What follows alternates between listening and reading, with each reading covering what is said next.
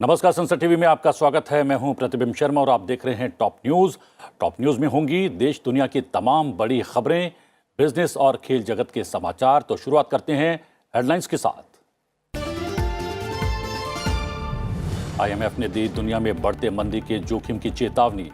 IMF प्रमुख ने वैश्विक नीति निर्माताओं से की नीतिगत कार्रवाई की अपील। बढ़ती महंगाई को बताया दुनिया के लिए खतरा। पीएफआई पर लगाई गई पाबंदी की आधार जांचने के लिए केंद्र सरकार ने किया अधिकरण का गठन।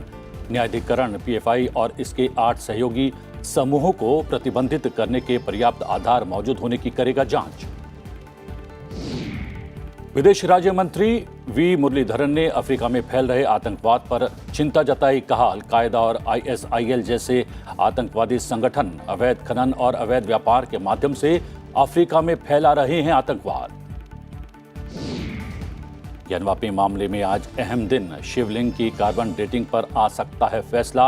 शिवलिंग के कार्बन डेटिंग के लिए दी गई थी याचिका। अर्जेंटीना के फुटबॉल खिलाड़ी लियोनेल मेसी ने फुटबॉल से संन्यास की करी घोषणा। कहा, इस साल कतर में होने वाला विश्व कप उनका आखिरी विश्व कप होगा। और अब खबरें विस्तार से।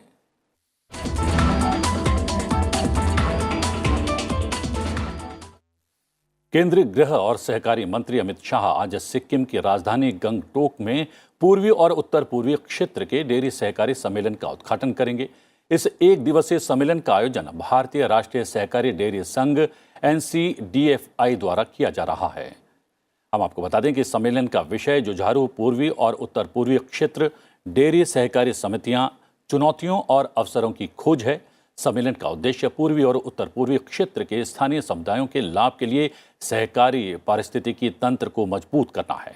12 पूर्वी और उत्तर पूर्वी राज्यों के राष्ट्रीय डेयरी विकास बोर्ड, नाबार्ड, सहकारी दुग्ध संघ और डेयरी संघों के अधिकारी इस सम्मेलन में हिस्सा ले रहे हैं।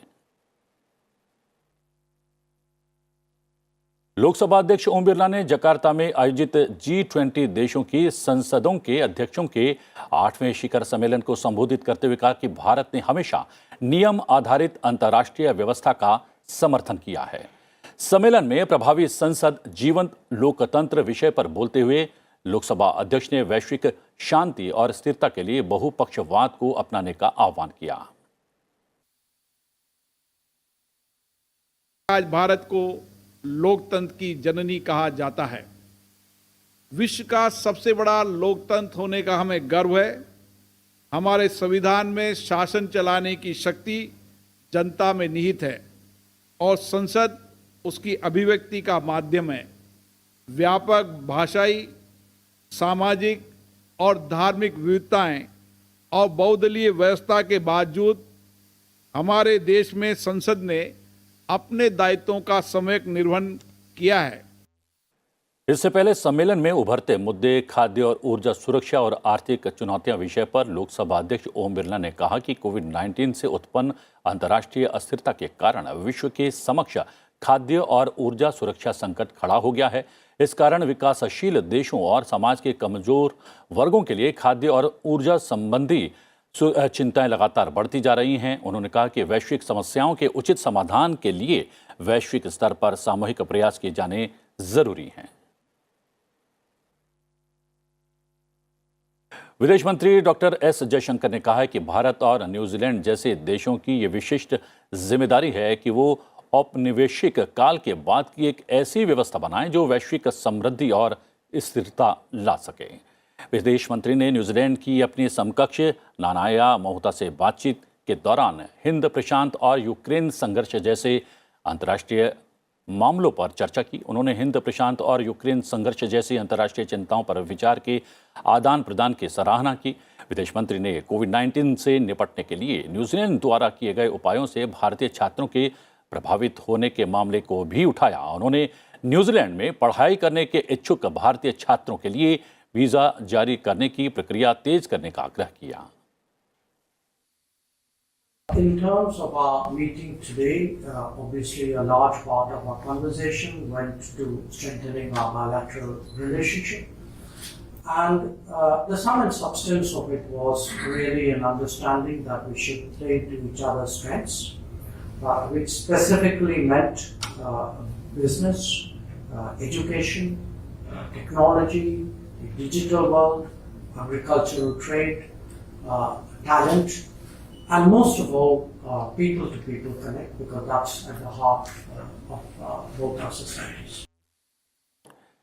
विदेश मंत्री एस जयशंकर ने न्यूजीलैंड के प्रधानमंत्री जेसिंडा अर्डर्न से भी मुलाकात की और इस दौरान दोनों नेताओं ने व्यापारिक सहयोग बढ़ाने और लोगों के बीच आपसी संपर्क को प्रोत्साहित करने पर सहमति जताई। ये विदेश मंत्री के रूप में जयशंकर की न्यूजीलैंड की पहली यात्रा है। आज डॉक्टर एस जयशंकर वेलिंगटन में भारतीय उच्चायोग के नवनिर्मित भवन का उद्घाटन करेंगे। साथ ही ऑस्ट्रेलिया के कैनबरा और सिडनी शहरों का दौरा करेंगे। इस साल विदेश मंत्री की ऑस्ट्रेलिया की ये दूसरी यात्रा होगी। पहली यात्रा फरवरी 2022 में मेलबर्न में क्वाड विदेश मंत्रियों की बैठक में भाग लेने के दौरान की थी। विदेश मंत्री अपनी समकक्ष पेनी वोंग के साथ 13वीं विदेश मंत्रियों की रूपरेखा वार्ता आयोजित करेंगे। विदेश मंत्री ऑस्ट्रेलिया के उप प्रधानमंत्री और रक्षा मंत्री रिचर्ड मार्ले से भी मुलाकात करेंगे। वो सिडनी में लोवी इंस्टीट्यूट सहित ऑस्ट्रेलियाई नौसेना, मीडिया और थिंक टैंक के साथ भी खास बातचीत करेंगे। पॉपुलर फ्रंट ऑफ इंडिया यानी पीएफआई पर लगाई गई पाबंदी के लिए पर्याप्त आधार हैं या नहीं हैं, इसे लेकर केंद्र सरकार ने एक अधिकरण का गठन किया है। न्यायाधिकरण इस बात पर निर्णय लेगा कि ये पीएफआई और इसके 8 सहयोगी समूहों को प्रतिबंधित करने के पर्याप्त आधार मौजूद हैं या नहीं। केंद्र सरकार ने दिल्ली हाई कोर्ट के न्यायाधीश दिनेश कुमार शर्मा की अध्यक्षता में न्यायाधिकरण का गठन किया है। केंद्रीय गृह मंत्रालय ने एक अधिसूचना जारी कर ट्रिब्यूनल के गठन की घोषणा की है। आपको बता दें कि पीएफआई और उसके कई सहयोगी संगठनों पर सरकार ने यूएपीए के तहत 28 सितंबर को 5 साल के लिए प्रतिबंध लगा दिया था। उन पर आईएसआई जैसे वैश्विक आतंकवादी समूहों के साथ संपर्क होने और देश में सांप्रदायिक नफरत फैलाने की कोशिश का आरोप लगाया गया था।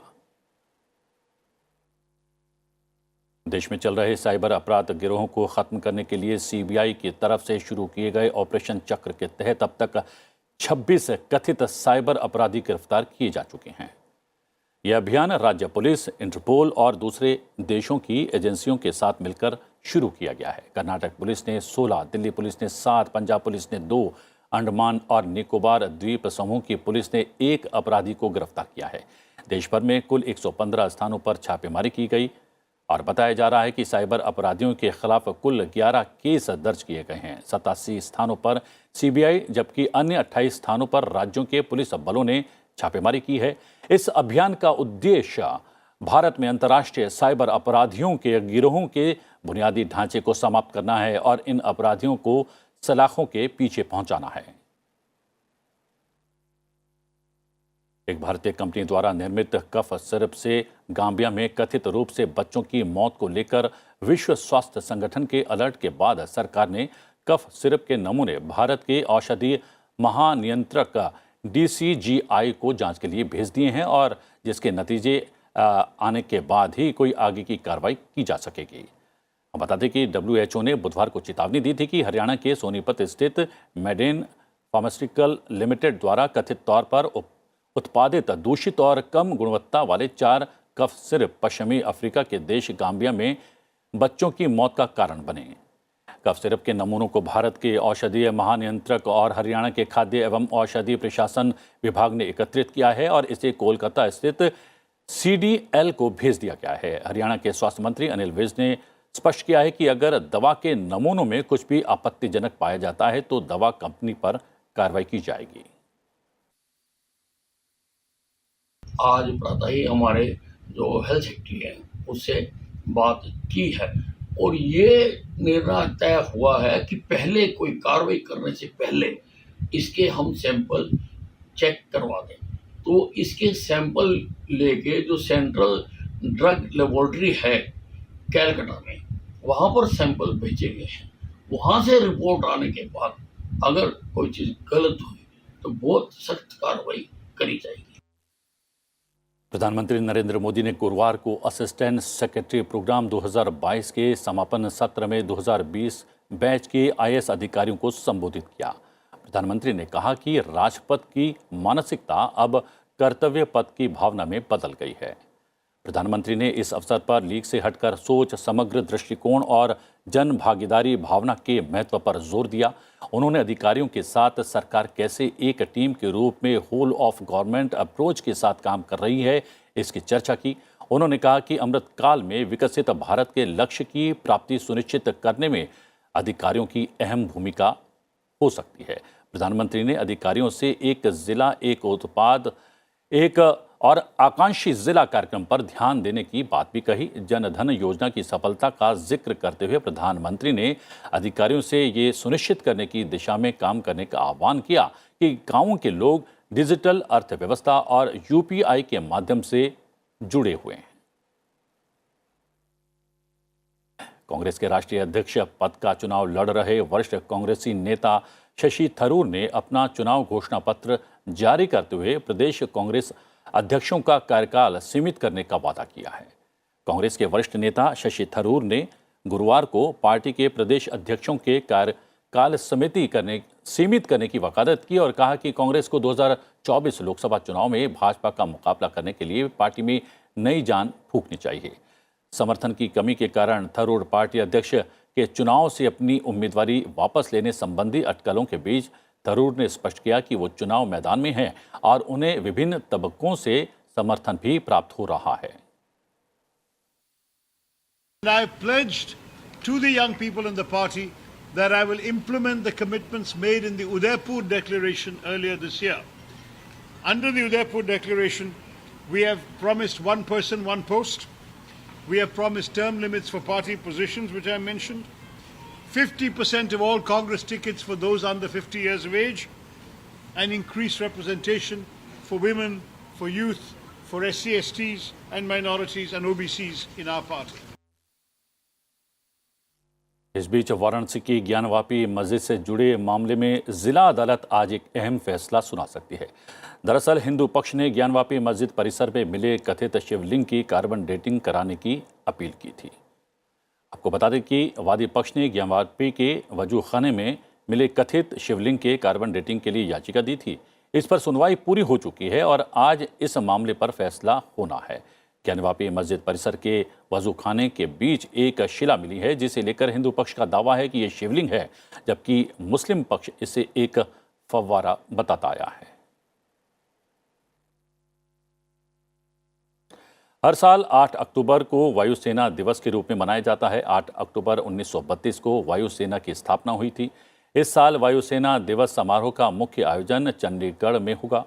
90वें वायुसेना दिवस समारोह से पहले राष्ट्रीय युद्ध स्मारक पर माल्यार्पण किया गया।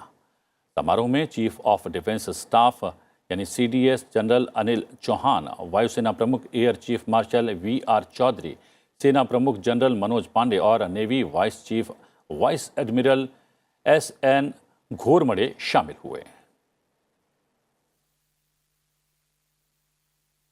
और फिलहाल रुक रहे हैं एक छोटे से ब्रेक के लिए। ब्रेक के बाद अंतर्राष्ट्रीय जगत की बड़ी खबरें और खेल जगत के समाचार। आप बने रहिए हमारे साथ।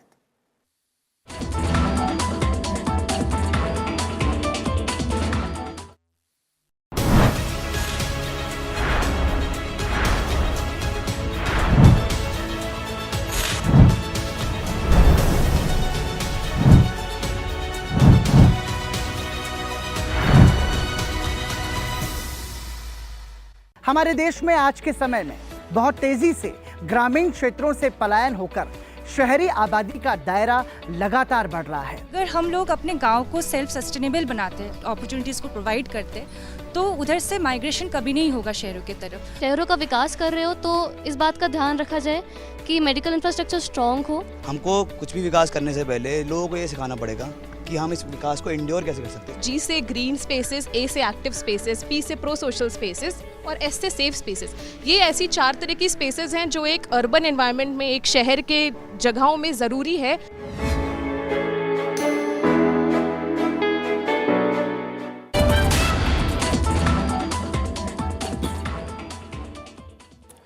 ब्रेक के बाद आपका स्वागत है। अब कुछ बड़ी खबरें फटाफट।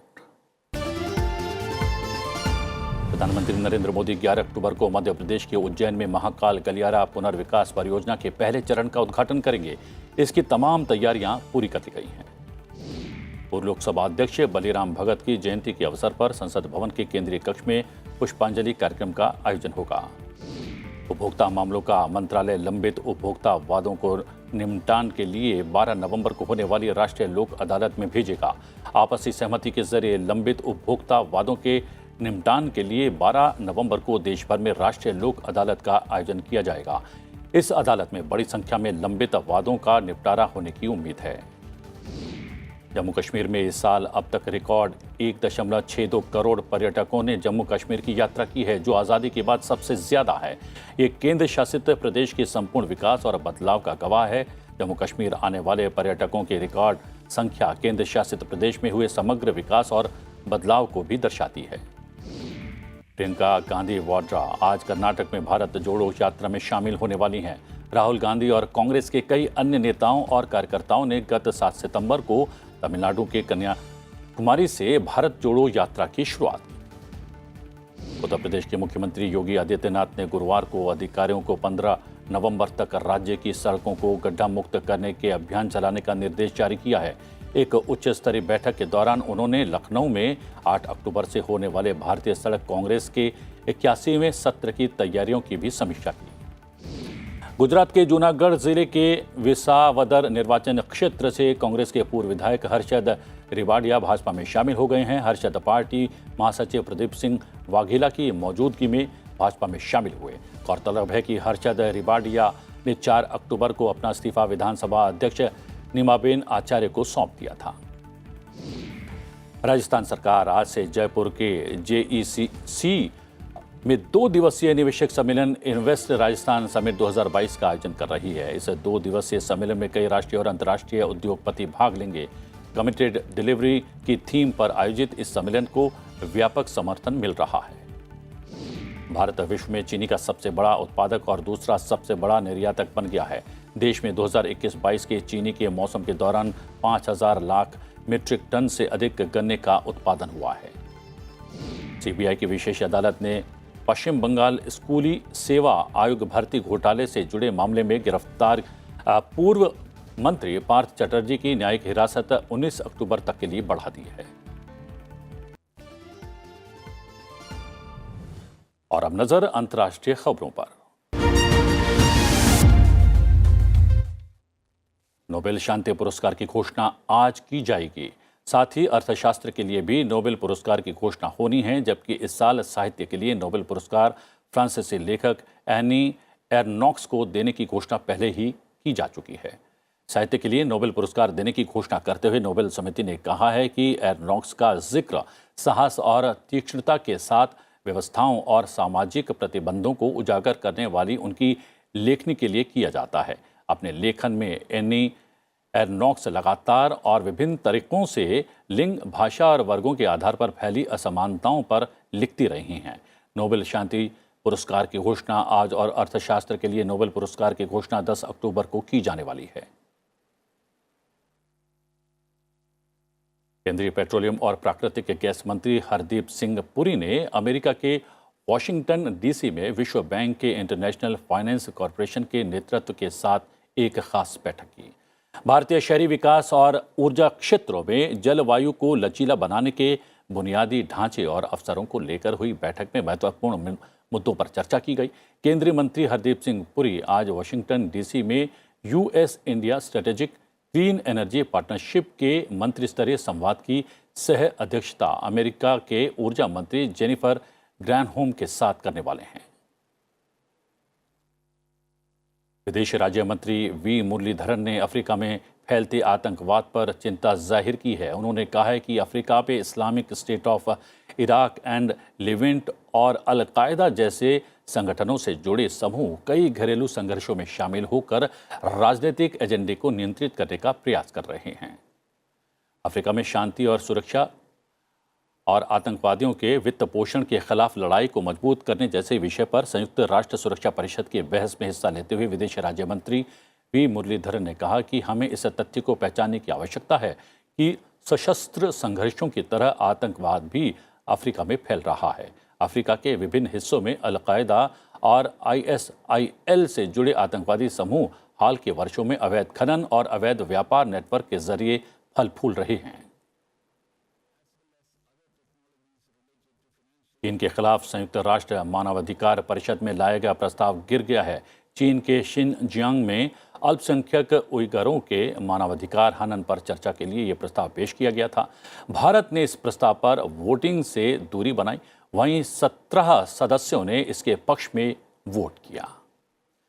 कई मुसलमान देशों ने चीन के समर्थन में मतदान किया। भारत ने चीन के अशांत शिनजियांग प्रांत में अल्पसंख्यक मुसलमानों के मानवाधिकारों की स्थिति पर चर्चा के लिए संयुक्त राष्ट्र मानवाधिकार परिषद में एक मसौदा प्रस्ताव पर मतदान में हिस्सा नहीं लिया।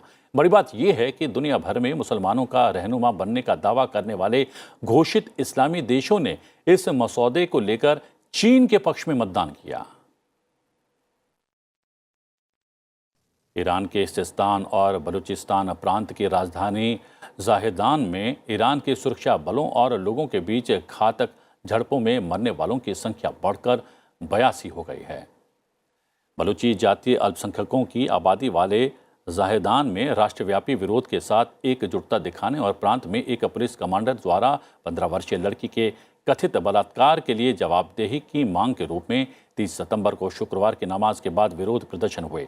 ईरानियों द्वारा ब्लडी फ्राइडे के रूप में व्यापक रूप से संदर्भित 30 सितंबर को हुई झड़पों ने रिकॉर्ड पर सबसे घातक दिन को चिन्हित किया, क्योंकि ईरान की नैतिकता पुलिस द्वारा गिरफ्तारी के बाद महसा अमीनी की हिरासत में मृत्यु के बाद लगभग 3 सप्ताह पहले पूरे ईरान में विरोध प्रदर्शन शुरू हो गए थे। अंतर्राष्ट्रीय अधिकार समूह ने कहा है कि जाहेदान, सिस्तान और बलूचिस्तान प्रांत में 30 सितंबर को जुम्मे की नमाज के बाद हुई हिंसक झड़प में बच्चों समेत कम से कम 66 लोगों की मौत हो गई और सैकड़ों अन्य घायल हो गए।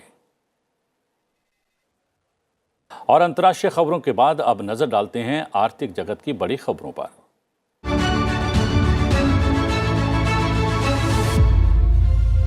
अंतर्राष्ट्रीय मुद्रा कोष ने दुनिया भर में बढ़ती मंदी के जोखिम को लेकर चेतावनी जारी की है। IMF प्रमुख क्रिस्टालिना जॉर्जीवा ने वैश्विक नीति निर्माताओं से खतरनाक न्यू नॉर्मल से बचने के लिए नीतिगत कार्रवाई करने की अपील भी की है।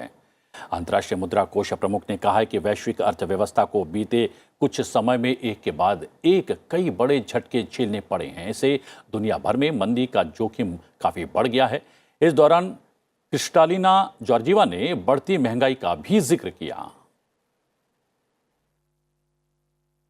सरकार ने 14 राज्यों के लिए 7,183 करोड़ रुपए से अधिक के राजस्व घाटा अनुदान की 7वीं मासिक किस्त जारी कर दी है।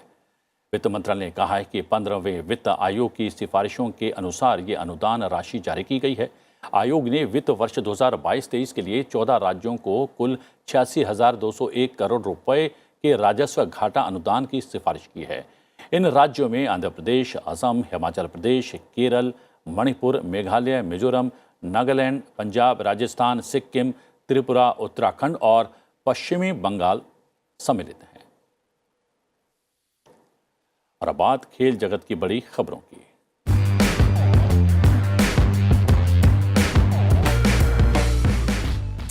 भारत और दक्षिण अफ्रीका के बीच 3 वनडे मैचों की सीरीज का पहला मुकाबला गुरुवार लखनऊ के इकाना स्टेडियम में खेला गया। इस पहले मुकाबले को दक्षिण अफ्रीका ने 9 रन से जीत लिया। बारिश की वजह से देर से शुरू हुआ यह मैच 40-40 ओवर का खेला गया। दक्षिण अफ्रीका ने पहले बल्लेबाजी करते हुए टीम इंडिया के सामने 250 रनों का लक्ष्य रखा। इसके जवाब में भारतीय टीम निर्धारित 40 ओवर में 8 विकेट के नुकसान पर 240 रन ही बना सकी। ऑस्ट्रेलिया के लीजेंड फुटबॉल खिलाड़ी लियोनेल मेसी ने अपने फैंस को एक बड़ा झटका दिया है। मेसी ने फुटबॉल से अपने संन्यास की घोषणा कर दी है। अर्जेंटीना के कप्तान और दुनिया के दिग्गज फुटबॉलर्स में से शामिल लियोनेल मेसी ने कहा है कि इस साल कतर में होने वाला फीफा विश्व कप उनका आखिरी विश्व कप होगा।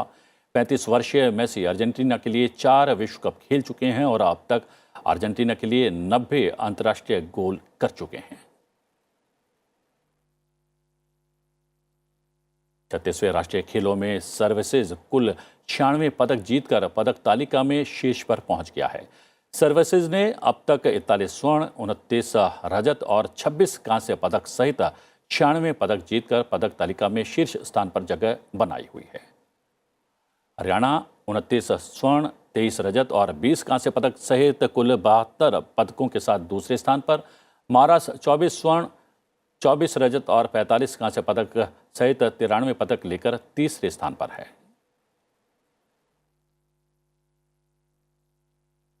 फिलहाल टॉप न्यूज़ में इतना ही। आपको छोड़े जाते हैं आज के दिन यानी कि 7 अक्टूबर के इतिहास के साथ।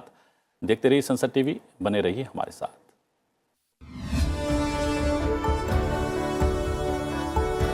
7 अक्टूबर साल 1992 को भारत में रैपिड एक्शन फोर्स यानी त्वरित कार्यवाही बल का गठन किया गया।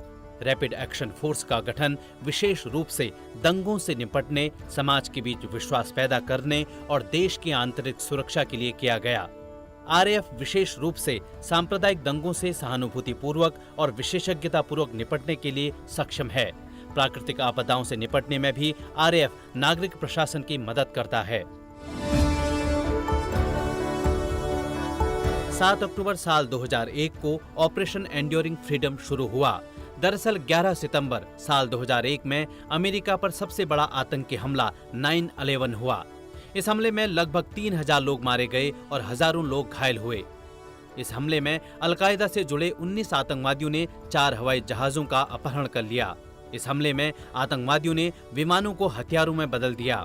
आतंकवादियों ने 2 विमानों से मशहूर वर्ल्ड ट्रेड सेंटर के ट्विन टावर्स को उड़ा दिया, जिससे देखते ही देखते दोनों टावर भर-भरा कर ढह गए थे। इसी का बदला लेने के लिए अमेरिका ने ऑपरेशन एंड्योरिंग फ्रीडम अभियान चलाया। इस अभियान में मुख्य निशाना अलकायदा और अफगानिस्तान के तालिबान शासन को बनाया गया, जिन्हें अमेरिका ने 9/11 के हमले के लिए जिम्मेदार ठहराया। 7 अक्टूबर साल 1944 को डम्बरटन ऑक्स सम्मेलन हुआ, जिसमें संयुक्त राज्य अमेरिका, चीन, सोवियत संघ और यूनाइटेड किंगडम ने एक विश्व संगठन के लिए प्रस्ताव तैयार किया। यह प्रस्ताव था विश्व संगठन के रूप में संयुक्त राष्ट्र संघ का प्रस्तावित ढांचा। इन प्रस्तावों पर आगे चलकर याल्टा सम्मेलन में विचार विमर्श किया गया, जहां सोवियत संघ, अमेरिका और ब्रिटेन के राष्ट्राध्यक्षों की बैठक हुई और अंत में अंतर्राष्ट्रीय संगठन से संबंधित संयुक्त राष्ट्र सम्मेलन में 50 देशों के प्रतिनिधि शामिल हुए, जहां नए संगठन का संविधान तैयार किया गया।